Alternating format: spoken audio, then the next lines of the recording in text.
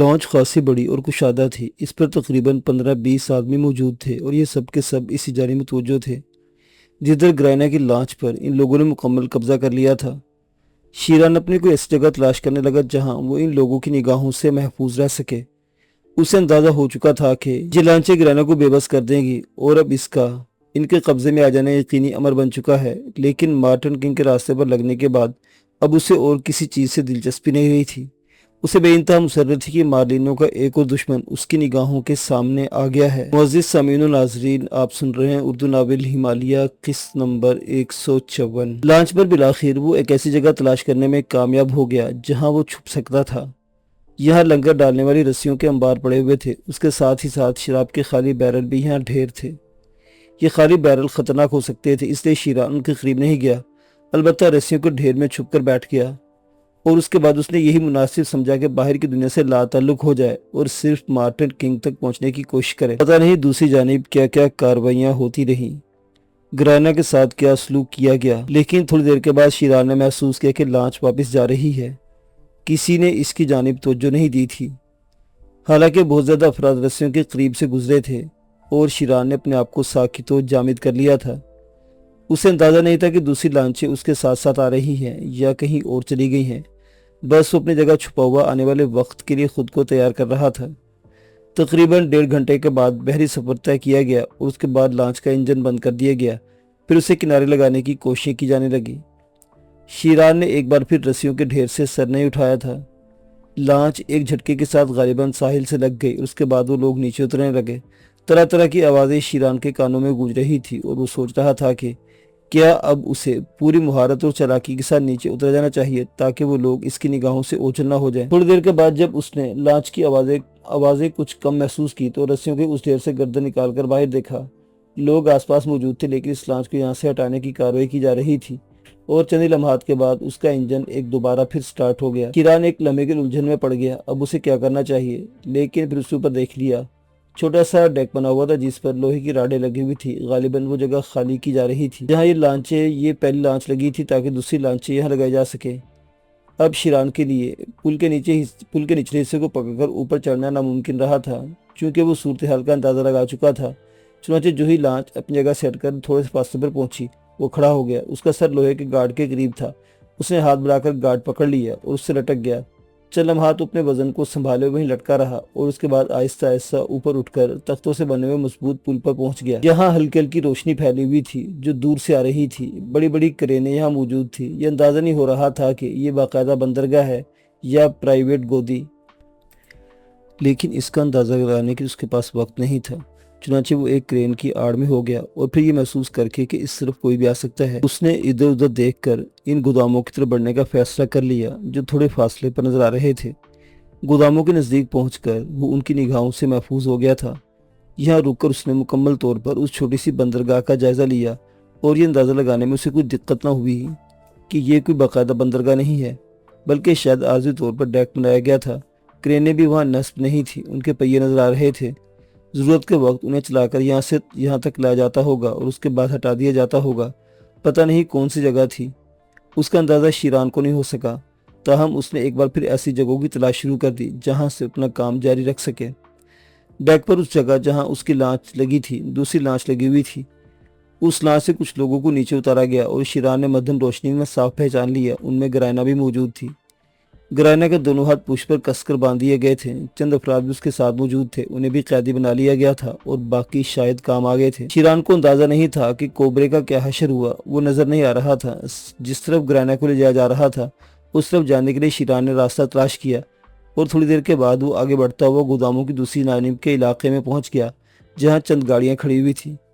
گرائنا کو جس گاڑی میں لے جایا جا رہا تھا وہ ایک اونچی باڈی کی ویگن تھی جس کے اوپر بھی سامان رکھنے کی جگہ بنی ہوئی تھی، لیکن وہاں سامان نہیں رکھا گیا تھا۔ اب شیران کو اس بات کی ضرورت محسوس ہوئی کہ کس طرح وہ اس وین کے نزدیک پہنچ سکے، چنانچہ وہ نہایت احتیاط کے ساتھ رینگتا ہوا اس جانب بڑھنے لگا۔ بندرگاہ کی نسبت یہاں روشنی نہ ہونے کے برابر تھی، آسمان صاف تھا اور تارے نکلے ہوئے تھے، اس لیے ان کی مدھم چھاؤں میں یہ مناظر دیکھے جا سکتے تھے۔ وہ آہستہ آہستہ احتیاط سے آگے بڑھتا ہوا وین کے پاس پہنچ گیا۔ وین کے اوپر چڑھنے کا مسئلہ واقعی بڑا سنگین تھا، لیکن اس وقت شیران نے نہایت دلیری سے کام لیا اور کچھ آگے بڑھتے ہوئے لوگوں کے ساتھ خود بھی شامل ہو کر وین کے نزدیک پہنچ گیا۔ सब अपने अपने कामों में मसरूफ थे, इसलिए किसी उसकी तरफ तवज्जो नहीं दी। क्योंकि उनके साथी अतराफ में बिखरे हुए थे, इसलिए शिरान उनके दरमियान कोई अजनबी हैसियत नहीं रखता था। अलबत्ता वैन पर चढ़ने की उसने बड़ी महारत से काम लिया। चंद लम्हात के बाद वो वैन की छत पर लेट गया।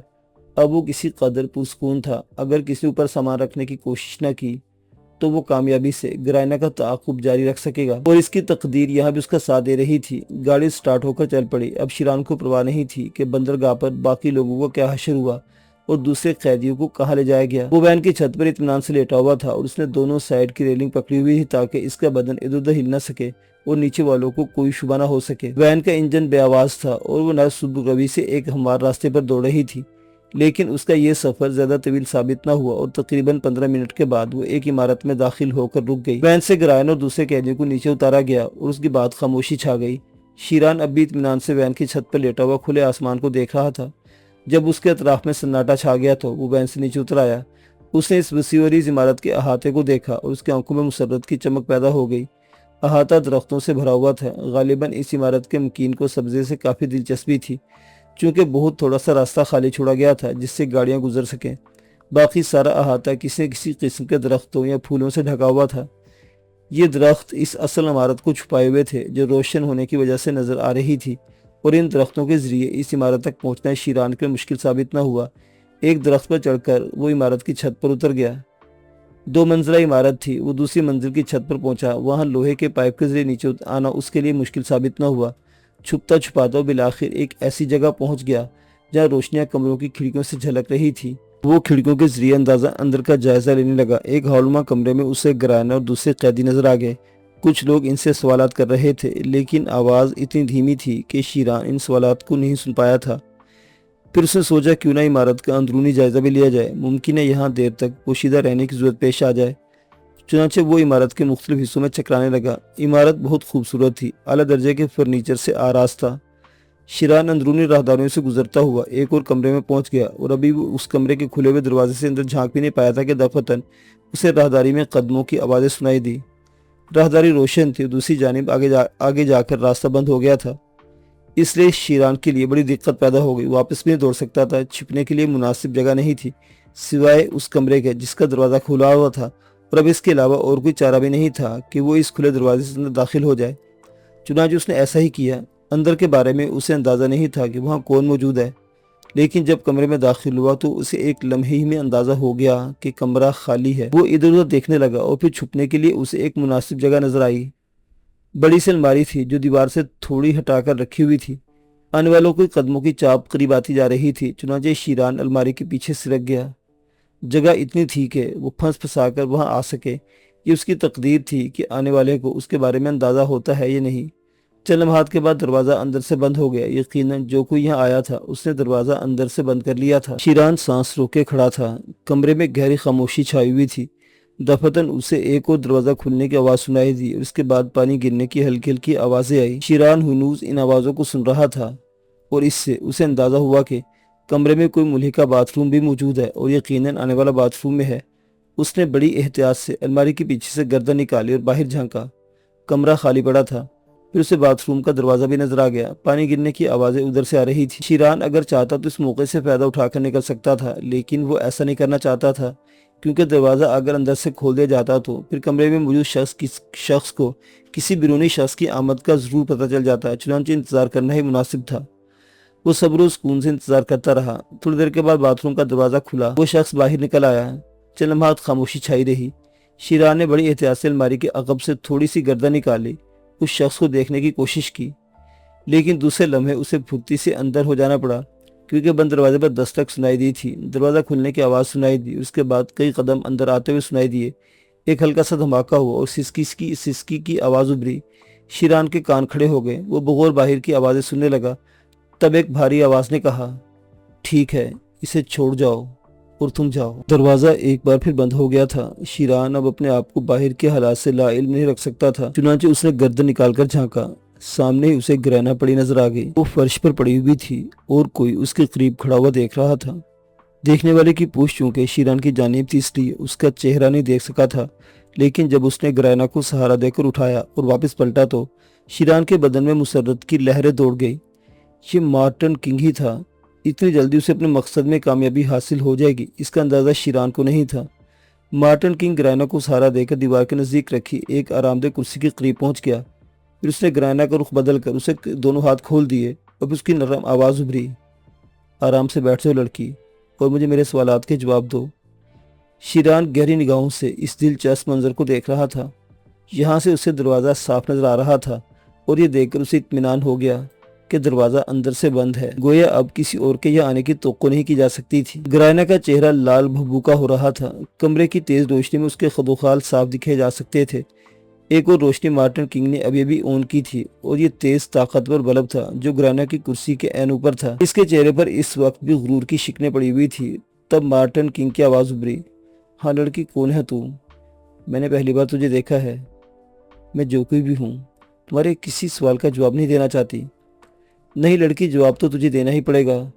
میں کسی لڑکی کو قتل کر کے زیادہ خوشی محسوس نہیں کرتا، اور پھر اس بات کے بھی امکانات ہیں کہ تم پر قابو پانے کے بعد میں تم سے کوئی کاروباری بات کر سکوں۔ دراصل مجھے ایک بھی ایسا آدمی پسند نہیں ان علاقوں میں جو میرے مقابلے پر لانچے لے کر نکلے۔ جب پولیس میرے معاملات میں مداخلت نہیں کرتی تو کوئی چھوٹا موٹا اسمگلر بھلا میرا راستہ کیسے کاٹ سکتا ہے؟ میں نے اسی لیے تم لوگوں کو یہ سبق دیا تھا۔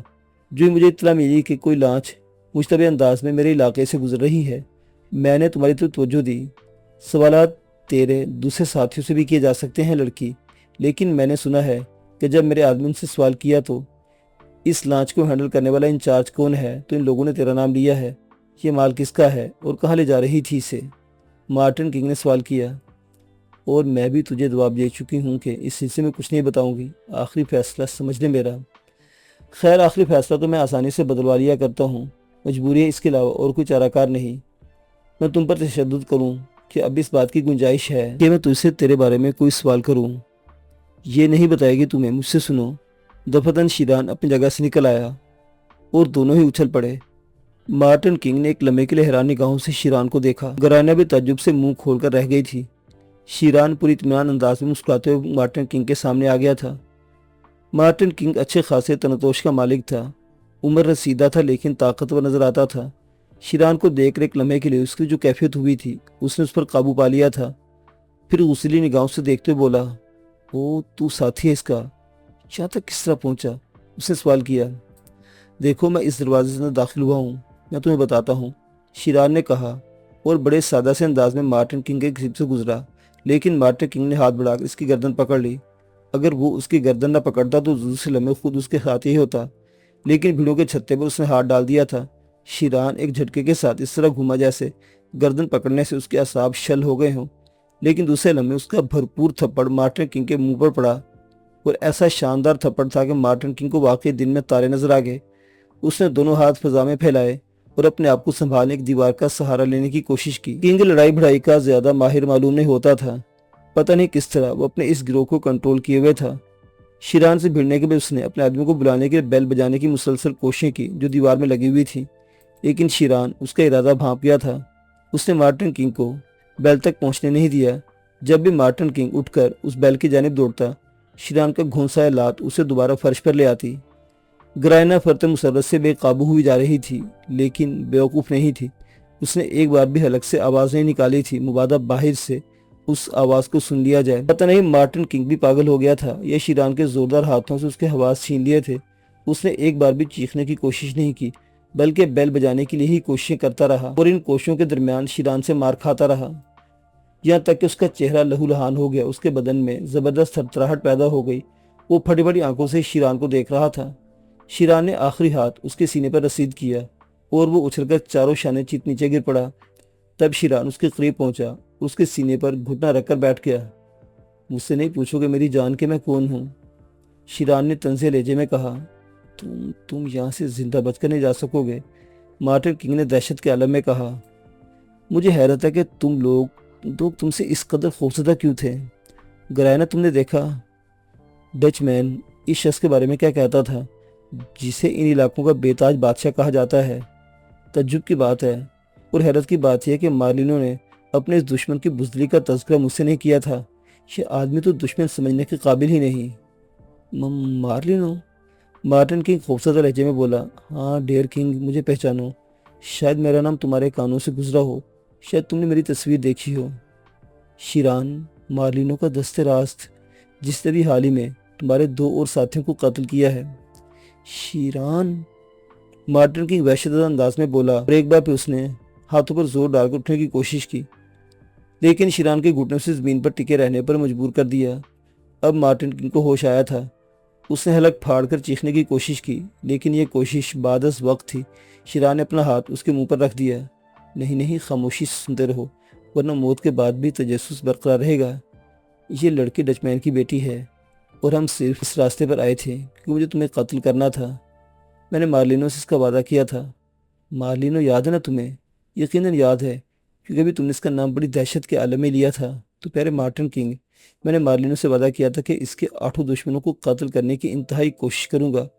پہلے میں نے ڈاکٹر بریٹو کو ہلاک کیا، پھر ہینڈرک، اور اس کے بعد جیکارڈ میرے ہاتھوں مارا گیا، اور پھر ایڈی فوگ۔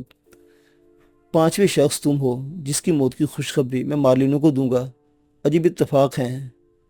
میں تو جیسے اس مہم پر ہی نکلا تھا۔ یہ ایڈا ڈمپل مجھے اسی پروگرام کے تحت یہاں لائی تھی۔ بھائی واہ، لیکن وقت ضائع کرنا بے سود ہے، کیوں ڈیئر؟ گرائنا، تمہارا بہت بہت شکریہ۔ میں تم سے اب ہر طرح کی مفاہمت کروں گا، چونکہ تم نے میرا ایک مقصد پورا کرنے میں میری مدد کی جو میرے لیے بہت اہمیت رکھتا تھا۔ میرا خیال ہے ہمیں مارٹن کنگ کے جھگڑے سے نجات حاصل کر کے یہاں سے نکل جانا چاہیے۔ مارٹن کنگ نے شیران کے شکنجے میں پھنسے پھنسے کچھ کہنے کی کوشش کی، لیکن شیران مسکرا کر بولا، اگر تم نہ چیخنے کا وعدہ کرو تو میں تمہارا منہ کھول سکتا ہوں۔ مارٹن کنگ نے زور سے گردن ہلا کر اس بات کا اظہار کیا تھا کہ وہ چیخے گا نہیں۔ شیران نے اس کا منہ چھوڑ دیا۔ تب مارٹن کنگ گڑگڑاتے ہوئے بولا، میں تمہیں ایک پیشکش کرنا چاہتا ہوں۔ میں تمہیں اتنی دولت دوں گا کہ تم تصور بھی نہیں کر سکتے۔ ڈچ مین کو میں یہ سارے علاقے دے دوں گا۔ لڑکی، تم اس شخص سے میری سفارش کرو، میں زندگی چاہتا ہوں۔ مگر افسوس، شیران موت کا نام ہے۔ تم نے اپنے ساتھیوں کے ساتھ مل کر ایک مظلوم دیہاتی کے ہاتھ منہ کاٹ ڈالے۔ اس وقت تم نے سوچا بھی نہیں ہوگا کہ وہ بے دست و پا انسان تمہارے لیے موت کا پیغام پر بن جائے گا۔ مارلینو کے مفادات کو میں کسی قیمت پر فروخت نہیں کر سکتا، سمجھے ڈیئر کنگ؟ اور اب تم رخصت ہو جاؤ۔ سنو میری بات سنو، کنگ نے خوفزدہ انداز میں کہنا چاہا، لیکن شیران کے ہاتھ اس کی گردن پر جم گئے اور پھر اس وقت تک مارٹن کنگ کی گردن پر دباؤ ڈالتا رہا جب تک اس کی آنکھیں اور زبان باہر نہ نکل آئی۔ وہ سرد ہو گیا تھا۔ گرائنا عجیب سی نگاہوں سے شیران کو دیکھ رہی تھی۔ اس وحشی صفت نوجوان کی حرکات و سکنات سے یہی اندازہ ہوتا تھا کہ وہ ایک سنگ دل نوجوان ہے، لیکن وہ اس قدر خونخوار ہوگا، اس کا گرائنا کو ابھی تک اندازہ نہیں تھا۔ شیران اس کام سے فارغ ہونے کے بعد اس کا توجہ ہوا اور بولا، لانچ کا کیا ہوا؟ وہ ان لوگوں کی تحویل میں چلی گئی۔ یہ جگہ کون سی ہے؟ میں نہیں جانتی، مجھے کچھ نہیں بتایا گیا۔ کیا کوبرے مارا گیا؟ مجھے نہیں معلوم، ممکن ہے وہ ان لوگوں کا قیدی ہو۔ پھر اب کیا کرنا ہے؟ یہ فیصلہ تمہیں کرو، بہتر ہے، وہ آہستہ سے بولی، اور شیران کے ہونٹوں پر مسکراہٹ پھیل گئی۔ کیوں، تمہاری اکڑ نکل گئی کیا؟ اس نے مضحکہ اڑانے والے انداز میں کہا، اور گرانے اس بات پر چراغ پا ہونے کے بجائے مسکراہٹ آہستہ سے کہا، ہاں۔ شیران نے ایک حقارت آمیز آواز کے ساتھ رخ بدل لیا، اور پھر اس کی نگاہیں کمرے کا جائزہ لینے لگی۔ اس کے بعد وہ اطمینان سے گرانا کی طرف بڑھا اور اس کے دونوں ہاتھ کھول دیے۔ پھر وہ بولا، میں جانتا تھا لڑکیاں زیادہ دیر تک اداکاری نہیں کر سکتی۔ کیسی اداکاری؟ تم خود کو بہت مغرور اور خود سر ثابت کرتی رہی، لیکن اس وقت کیا خیال ہے؟ ہاں، اس وقت میں خود کو تمہارے سامنے کمتر تسلیم کر چکی ہوں، اور اس حالت میں تم بالکل بے کشش ہو گئی ہو۔ شیران بولا، اور گرائنا کے ہونٹ سکڑ گئے، لیکن اس نے شیران کی بات کا کوئی جواب نہیں دیا تھا۔ آؤ، شیران نے کہا، اور گرائنا کا بازو پکڑ کر دروازے کی جانب بڑھ گیا، اور پھر باہر نکلنے سے پہلے وہ آہستہ سے بولی، کیا تمہارے پاس پستول موجود ہے؟ ہاں ہے، مگر بیکار ہو چکا ہے کیونکہ پانی میں بھیگ گیا تھا۔ تو پھر بہتر یہ ہے کہ اس کمرے میں کوئی ہتھیار تلاش کرنے کی کوشش کرو۔ گڈ، اچھا آئیڈیا ہے، شیران نے کہا۔ وہ دروازہ کھولتے کھولتے رک گیا۔ واپس آ کر اس نے سب سے پہلے مارٹن کنگ کی تلاشی لی، لیکن مارٹن کنگ نہاتا تھا۔ اگر پستول اس کے پاس ہوتا تو شاید شیران پر استعمال کرنے کی کوشش کرتا۔ البتہ کمرے میں ایک میز کی دراز سے ایک بھرا ہوا پستول مل گیا جو نہایت نفیس اور جدید تھا۔ شیران اسے ہاتھوں میں سنبھالنے واپس گرانے کے پاس پہنچا، اور پھر دونوں دروازہ کھول کر باہر نکل آئے۔ راہداری سنسان پڑی تھی، باہر کوئی بھی موجود نہیں تھا۔ شیران ایک لمحے کو سوچتا رہا۔ گرائنا نے سرگوشی کے عالم میں کہا، اگر ہم یہاں کی لائٹ فیل کر دیں تو ہمیں یہاں نکلنے میں آسانی ہوگی۔ نہیں، اس کی ضرورت نہیں، جو ہوگا دیکھا جائے گا، آ جاؤ۔ ہمیں انہیں ہوشیار نہیں کرنا چاہیے، خاص طور سے اس لیے کہ ہمیں اس جگہ کے بارے میں کچھ نہیں معلوم۔ گرائنا نے گردن ہلا دی۔ چند قدم چلنے کے بعد وہ پھر سرگوشی کے انداز میں بولی، اپنے ساتھیوں کو آزاد کرانے کی کوشش نہیں کرو گے؟ میں نے سب کا ٹھیکہ نہیں لے رکھا، میں خود یہاں سے نکل جانا چاہتا ہوں۔ وہ لوگ اگر زندہ رہے تو خود بچ کر نکل آئیں گے، ورنہ ان کی تقدیر۔ گرائنا اس کے لہجے کی صفاقی کو محسوس کیا اور بہتر سمجھا کہ اپنی ہی جان بچا لے۔ تھوڑی دیر کے بعد وہ عمارت سے باہر نکل آئے۔ عمارت کے احاطے میں انہیں کچھ لوگ نظر آئے، لیکن انہوں نے اس سے بھیڑنا مناسب نہیں سمجھا اور چار دیواری سے کود کر دوسری طرف پہنچ گئے۔ باہر بےقرار تاریکی اور سناٹے کا راج تھا۔ ناہموار جھاڑیاں دور دور تک بکھری ہوئی تھی، کوئی اندازہ نہیں ہوتا تھا کہ کون سی جگہ ہے۔ گرائنا شیران کے ساتھ ساتھ تیز رفتاری سے آگے بڑھ رہی تھی۔ جب عمارت کافی پیچھے رہ گئی تو شیران ایک لمحے کے لیے رکا۔ اس نے جھلائے ہوئے لہجے میں کہا، تم ان علاقوں کی رہنے والی ہو؟ یہ بھی پتہ نہیں کہ کون سی جگہ ہے۔ شیران کا لہجہ بگڑا ہوا تھا کہ گرائنا میں اگر کوئی تبدیلی نہ پیدا ہوئی تو شاید اس وقت دونوں آپس میں ہی اجڑ پڑتے، لیکن پتہ نہیں گرائنا کو اس سے کیا ہو گیا تھا۔ وہ نرمی سے بولی، میں یہی غور کرتی رہی ہوں۔ شیران، یہ نام بتایا تھا نا آپ نے مارٹن کنگ کو؟ کیا غور کر رہی ہو؟ اس کا جواب دو۔ میں غور کر رہی ہوں کہ مارٹن کنگ کے نام سے کون سی جگہ منسوب ہے۔ کتنی دیر میں غور کر لوگ اس بات پر؟ بہتر ہے کہ چلتے رہو۔ وہ سامنے جو روشنی نظر آ رہی ہیں ممکن ہے وہ ساحل کی روشنیاں ہوں۔ اگر یہ کوئی جزیرہ ہوا تو؟ شیران بولا، امکانات ہیں اس پہ، لیکن ذہن میں نہیں آ رہے کہ کون سا جزیرہ ہے۔ مارٹن کنگ کی ملکیت ہو سکتا ہے۔ راستے ناہموار تھے، جھاڑیاں بھی کبھی کبھی کوئی نہ کوئی جانور پھدکتا نظر آ جاتا، بعض جگہ سانپوں کی سرسراہٹ بھی سنائی دے جاتی، اور ایسے موقعوں پر گرائنا خوف محسوس ہوتا۔ وہ دوسرے معاملات سے نمٹنا جانتی تھی، لیکن حشرات الارض کا خوف فطری تھا۔ اس کے بعد ان کے درمیان کوئی گفتگو نہیں ہوئی اور وہ اس جگہ پہنچ گئے جہاں روشنی نظر آ رہی تھی۔ چھوٹی بڑی عمارتیں چاروں طرف بکھری ہوئی تھی، لیکن سمجھ میں آتا تھا کہ یہ کون سی جگہ ہے۔ دلچسپ بات یہ تھی کہ جس جگہ کو وہ ساحل سمجھ رہے تھے وہ ساحل نہیں تھا، بلکہ اب انہیں یہ احساس ہو چلا تھا کہ وہ یقینی طور پر کسی جزیرے پر نہیں ہے۔ شیران گرائنا سے آگے آگے چلتا رہا اور تھوڑی دیر کے بعد وہ ایک پتلی سی سڑک پر پہنچ گئے۔ دونوں ادھر ادھر دیکھ رہے تھے، تب شیران نے گرائنا کی طرف رخ کر کے کہا، اب بھی یہ علاقہ نہیں پہچان سکتی؟ سمجھ میں نہیں آ رہا مسٹر شیران کی کون سی جگہ ہے؟ ٹھہرو میں دیکھتا ہوں۔ شیران بولا۔ اسے ایک عمارت کے سامنے ایک متحرک سا سایہ نظر آیا تھا، یہ غالباً اس عمارت کا چوکیدار تھا۔ گرائنا منہ کھول کر کچھ کہنا چاہتی تھی، لیکن شیران اتنی تیزی سے آگے بڑھ گیا کہ وہ کچھ نہ کہہ پائی، اور پھر خود بھی تیزی سے اس طرف چل پڑی جدھر شیران گیا تھا۔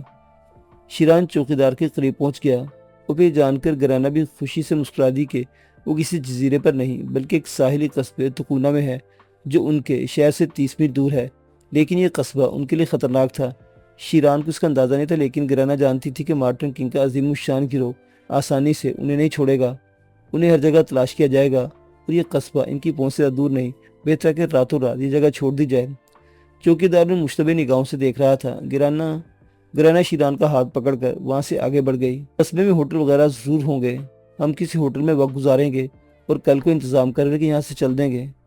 میں تمہیں شیران کہہ سکتی ہوں، یہ نام مجھے بہت پسند آیا ہے۔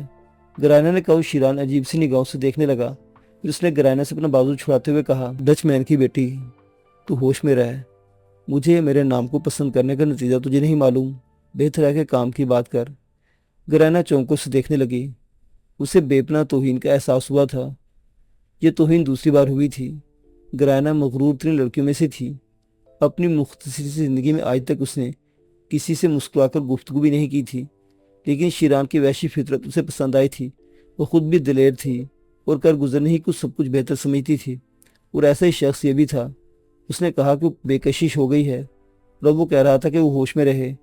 کوئی اور موقع ہوتا تو گرائنا سے زندہ نہ چھوڑتی، لیکن اس وقت اسے سنبھل کر کام کرنا تھا، اور مشکل اس نے خود پر قابو پا لیا اور بولی، میں کہنا چاہتی تھی کہ یہاں رکنا مناسب نہیں ہے، یہاں سے اس وقت نکل چلو تو بہتر ہے۔ یہاں ہوٹل ضرور ہے، لیکن رات کے اس آخری حصے میں اگر ہم کسی ہوٹل میں جائیں گے تو سب کی نگاہوں میں مشتبہ ہوں گے، اور ہمارے دشمنوں کے لیے ہماری تلاش کرنا مشکل نہ ہوگا۔ مارٹن کنگ کے آدمی ہماری تلاش میں تو ہوں گے۔ بس بس بس، اتنی لمبی تقریر کی ضرورت نہیں، واپس چلنا ہے تو چلتے ہیں۔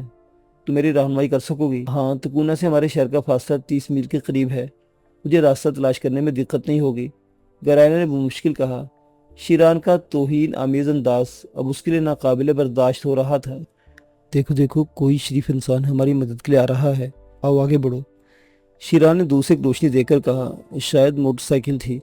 گرائنا کچھ نہ سمجھ سکی تھی، لیکن وہ شیران کے ساتھ ساتھ آگے بڑھی۔ شیران سڑک کے درمیان آ کھڑا ہوا تھا۔ موٹر سائیکل پولیس سارجنٹ کی تھی۔ ایک بھاری بھرکم آفیسر پوری وردی میں ملبوس اس پر موجود تھا۔ ان دونوں کے قریب پہنچ کر آفیسر نے موٹر سائیکل روک لی، لیکن دوسرے لمحے اسے خبر نہ ہوئی۔ خود گرائنا بھی اس حرکت کی متوقع نہیں تھی۔ شیران نے پولیس آفیسر کی پیشانی کو نشانہ بنا کر گولی داغ دی۔ پیشانی کی ہڈی توڑ کر گولی دماغ میں داخل ہو گئی تھی۔ آفیسر کے دونوں ہاتھ فضا میں بلند ہوئے، لیکن شیران نے آگے بڑھ کر موٹر سائیکل سنبھال لی تھی۔ شکریہ آفیسر، اس نے ممنونیت سے کہا اور پھر پیچھے بیٹھ کر پولیس آفیسر کو نیچے دھکیل دیا۔ اب منہ کے دیکھتی رہو گی، اس نے گرائنا کو مخاطب کر کے کہا۔ گرائنا سکتے کے عالم میں رہ گئی تھی، تاہم اسے شیران کے عقب میں بیٹھنا پڑا اور پھر شیران نے موٹر سائیکل آگے بڑھا دی۔ راستہ بتاؤ، سیدھے چلتے رہو، گرائنا نے بمشکل کہا۔ تمہاری جان کیوں نکل رہی ہے؟ راستے میں شیران نے ہنستے ہوئے کہا۔ ایسی کوئی بات نہیں، اسے مارنے کی کیا ضرورت تھی؟ کسے؟ پولیس آفیسر کے بارے میں کہہ رہی ہوں۔ تم نے کوشش کر لی ہوتی، شاید وہ تمہاری تیرے نظر کا شکار ہو کر موٹر سائیکل خود تمہارے حوالے کر دیتا۔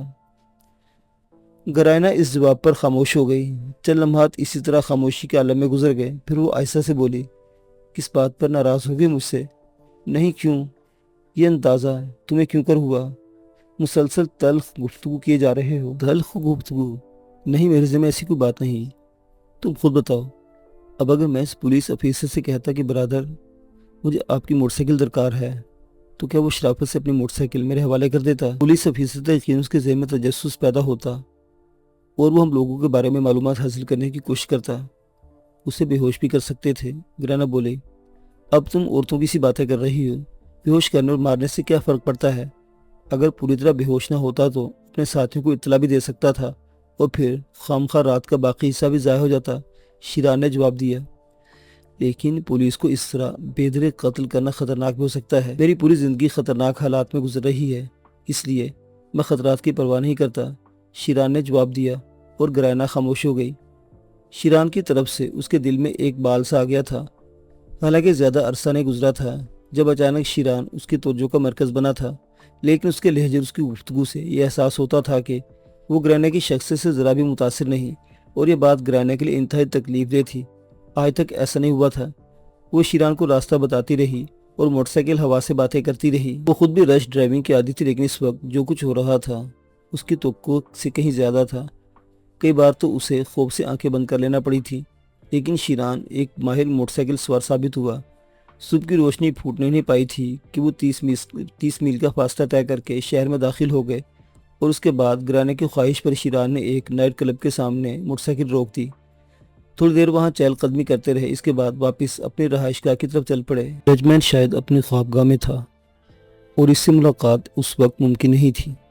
شیران اپنی آرام گاہ میں چلا گیا اور گرائنا اسے رخصت کرنے کے بعد اپنے کمرے میں آ گئی۔ جو واقعات گزرے تھے وہ اس قدر حیرت انگیز تھے کہ گرائنا ان پر سوچ سوچ کر حیرت کا شکار ہو رہی تھی۔ شیران اچانک ہی اس کے لیے ایک عجیب حیثیت اختیار کر گیا تھا، لیکن اس کے اپنے خواہشات و تصورات کی جو توہین ہوئی تھی، گرائنا اسے برداشت نہیں کر پا رہی تھی۔ عجیب دوہری کیفیت کا شکار ہو گئی تھی۔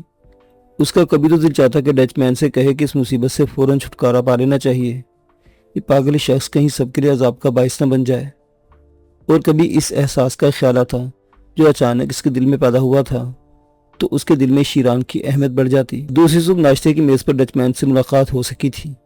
شیران نے اپنا ناشتہ اپنے کمرے میں طلب کر لیا تھا۔ ڈچ مین ان دونوں کی آمد کی خبر سن چکا تھا اور شاید گرائنا سے ملنے کے لیے بے چین تھا، کیونکہ انتظار کیے بغیر اس سے گرائنا سے کہا، میں رات سے نتائج کی بے چینی سے منتظر ہوں، باقی لوگ کہاں گئے، کیا ہوتا رہا ہے، مجھے اس حصے میں بتاؤ۔